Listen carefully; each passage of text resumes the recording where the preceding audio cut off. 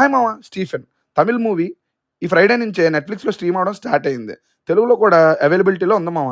ఈ సినిమాలో main లీడ్‌గా act చేసిన గోమతి శంకర్ గారు అండ్ డైరెక్టర్ మిథున్ గారు ఈ మూవీకి రైటర్స్‌గా కూడా వర్క్ చేశారు. మనకి పరిచయం లేని వాళ్ళే యాక్ట్ చేశారు మామ సినిమా మొత్తం. ఇప్పుడే చూసేసాను. చూసాక నాకెలా అనిపించింది? నచ్చిందా? నచ్చలేదా? అని తెలుసుకునే ముందు ఇప్పటి వరకు మన ఛానల్‌లో చాలా రివ్యూస్ ఇచ్చాం మామ.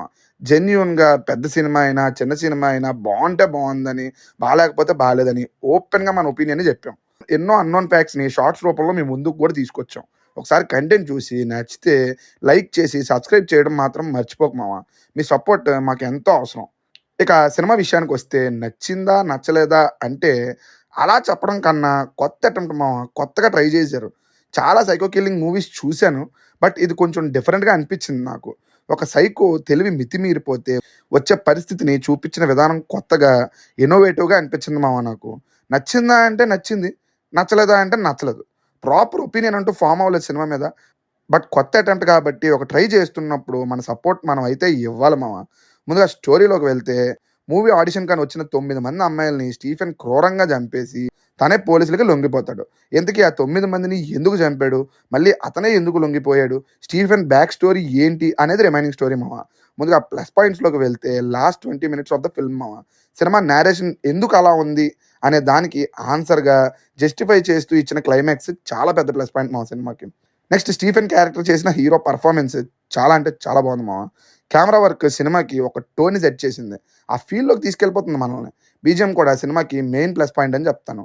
సినిమాకి ప్లస్, మైనస్ ఒకే పాయింట్ మామ.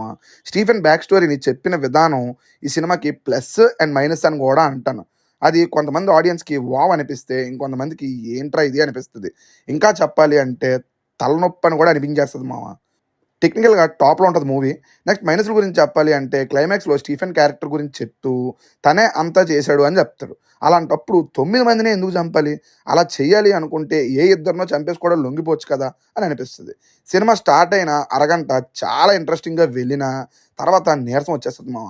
సినిమాలో కనిపించే మెజారిటీ సీన్స్ ఇంపార్టెంటే అయినా ఆ చూపించిన ప్రాసెస్ చాలా అంటే చాలా స్లోగా ఉంటది. సినిమాని పూర్తి చేసేస్తే అయిపోయే కాడికి లాస్ట్‌లో ఇంకో సీన్ బెట్టి, దాన్ని సెకండ్ పార్ట్‌కి లీడ్ అనటం గూడా నాకు కొంచెం హీరో ఫ్లాష్‌బ్యాక్ లవ్ స్టోరీ గూడా అంత ఇంప్రెసివ్‌గా అనిపించలేదు నాకు. ఓవరాల్‌గా ఎలా అనిపించింది అంటే కొత్త ప్రయత్నం, కొత్త ఎగ్జిక్యూషన్. అందరికీ నచ్చుతుందని నేను అనను. ఇలా కొత్తగా తీసే సినిమాలు మళ్ళీ మళ్ళీ రావాలంటే మన సపోర్ట్ అయితే ఇవ్వాలి మామ. ఒక అటెంప్ట్ అయితే ఇచ్చేయొచ్చని చెప్తాను. ఈ జోనర్ నచ్చే ఆడియన్స్‌కి పక్కాగా చూడమని చెప్తాను. అదే ఈ జోనర్ మాకు కష్టం అనుకుంటే మాత్రం మీరు ఈ సినిమా చూడడం గూడా కష్టమే అంటాను మామ. నెక్స్ట్ ఇంకో మంచి రివ్యూతో మళ్ళీ కలుద్దాం. బాయ్ మామ.